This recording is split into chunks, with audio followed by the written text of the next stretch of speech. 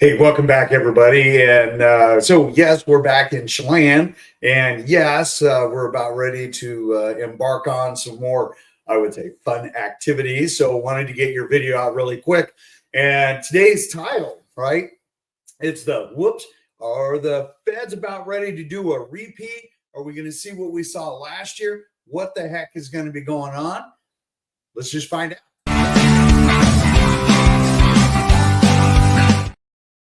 All right, so let's pull up this headline right here, and it says, listen to this. You know what? Listings are on the rise. Mortgage rates hit a 24-month low, and it says more sellers are putting their homes on the market as mortgage rates fall significantly. But look at the date.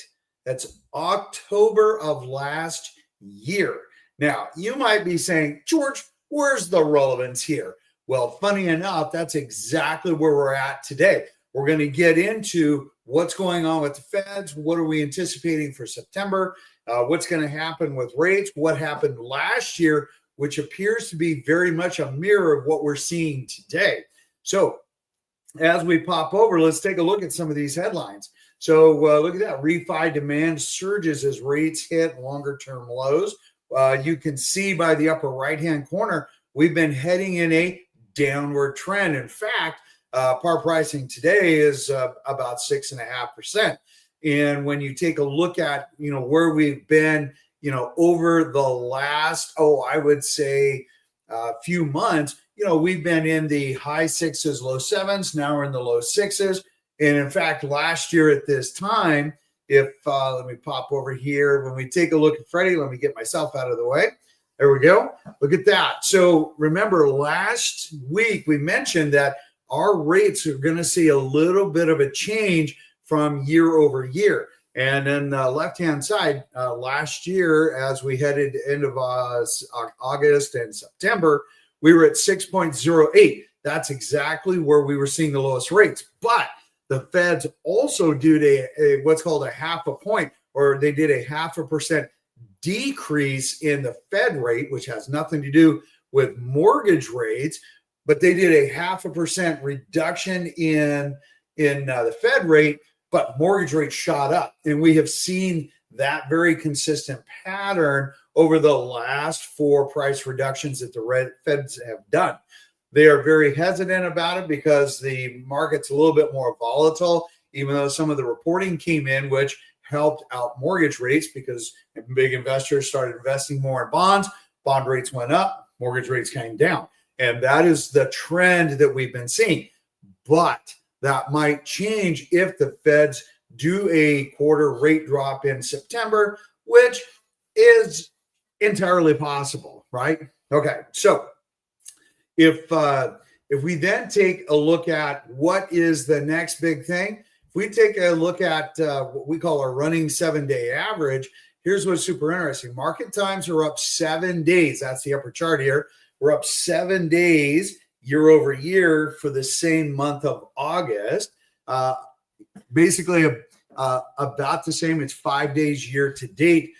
Interestingly enough, we're seeing a 97% list to sales price. So that means if I listed $100,000 and I sell at $100,000, that means that I have 100% list to sales price. If I list at $100,000, but I sell at $97,000, that gives me a 97% list to sales price. That is what we're looking at right now. We're seeing a little bit of a pullback, and when we take a look at the running 7-day average for the Northwest MLS, let's change that chart there. You can see that we've had basically 1,033 homes that came on market, 1,152 that went off market. And that's super important to understand because what we're seeing then is more homes are coming or more homes are going off market than coming on market because we've seen rates drop down. That is situation normal. That is normally how we see it. And it is seasonally consistent for today. And that will start to slow down as we get towards the end of August because we've got Labor Day weekend. We have people taking last minute vacations. We got kids getting back in school, college students getting back in school. and people starting to take a mind shift of doing other things before the snow flies. Anyway, there we go. Seasonally normal. And when we take a look at some of those numbers, it's all right. So let's take a look at the Northwest MLS. Let's take a look at what we're going to do numbers wise. So as we can see here, the middle chart is showing us that our average sales price is actually up really well. And it's bumping up and including our year to date. The upper chart, you can see where we were at last year. And you can see that we are trending higher, not only in list price, but the average sales price year to date, a little over 1%, which is a good trend. So if we pull this up and we look at it as far as our actual velocity, what is the number of transactions coming on market, going off market? Look, we're super well balanced. The upper chart you can see is our year to date. We're up 1.1% as far as overall sales volume for single family homes, and we're up 2.3% for pendant. Now, when we take a look at for just the month of August, year over year, we're down just a little bit on the actual closings, and we have an increase in the number of pendant. Now, what's important about that is that, remember, when we talk about August closings, right, we're actually talking about July's contracts. So remember, the first part of July, we were really lagging, but the latter half of July, we actually had some marketable improvement because rates were coming down. So as we see rates coming down, we see more pendant sales, we'll see more closed sales. So as we move through the month of August, our sold numbers are actually going to start improving, which is, again, seasonally normal. All right. So if we take a look at this, we know that we have our inventory, which would be between 20 and 22,000, as low as 18. We at 17,000 year to date.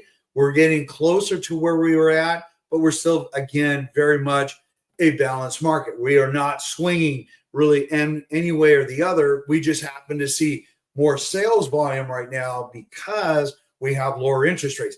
That will shift if we, pop back up into the sevens or real high sixes again. That will slow down, which is, again, absolutely normal. So as we roll over, let's take a look at our new construction. So new construction, our numbers, again, are improving. These guys have been making up some headway. As you can see, the average sold price is definitely up year over year at 2.3%. And then, of course, we're up a little bit, just for the month of August. The upper chart, you can see where we were at last year versus the right-hand part of that upper chart where you can see where we're at today. But when we take a look at actual sales volume, okay, so this is where they kind of suffer, even though they're holding steady on price, a lot of which is based on incentives. You can see that, the number of listings, the upper chart is down. And even year to date, we're seeing some lesser sales, lesser pendants, except for the month of August. We're up just a little bit. And interestingly enough, as we see that trend happen, again, you might be saying, George, why are their pendants starting to slack off? Well, it's because we've had more resale inventory that is pulling eyeballs away from new construction, even though they're offering some really good incentives. And that's totally normal. And, well, it happened earlier this year. It's happening now. And as people get more choices because they don't want to be, further out, they want to be a little bit closer in. And by doing so, right, they can go ahead and continue to offer those incentives, because once rates go up, or if the Feds drop and mortgage rates go up, builders are going to be, again, a more dominant option. They have better rates and things like that, different incentives. All right. In fact, Lennar is offering a zero down program in some of their outlying projects, because with the return to work, more people are wanting to return closer into work, knowing that a drive time and fuel costs and whatnot offset each other on a house. All right. Anyway, moving on. Let's move over to, where we go. Bank owned, again, super boring. Why is it super boring? Because, again, we just don't have that many foreclosures altogether. That is just a smattering. We're one of the fewest foreclosure home, bank-owned home states. In fact, I think we're like third from the bottom, fourth from the bottom, which is we're exactly where we want to be. And in fact, when you look at these numbers, as we saw from last week, there's a number of these homes that we strike out that are not really foreclosures. They are just mismarked listings, unfortunately. And yes, we do go out to them and explain. But here at the end of the day, for banks, this is excellent news because they do not have a ton of inventory. And in fact, most banks, they will go in, they'll do pink carpet and vinyl, they get it back on the market again, and they can get market value for these. And in fact, their sales times have dropped a little bit because they're pricing themselves a little bit better, which is super smart. So if you're thinking that a foreclosure is a really great investment, not really, it's not. There are other options. There are fixers and more. I would consider, there's more fixers and good classification that you can go and do the same thing and get a better price because, again, you're not dealing with an industrial seller. Anyway, if you have any questions, absolutely let me know. In the meantime, you guys have a beautiful weekend. We're going to be doing some fly fishing. If you ever want to go, reach out to me. Anyway, from Chelan, I bid you guys an absolutely fabulous weekend, and I'll see you on the next video. Take care.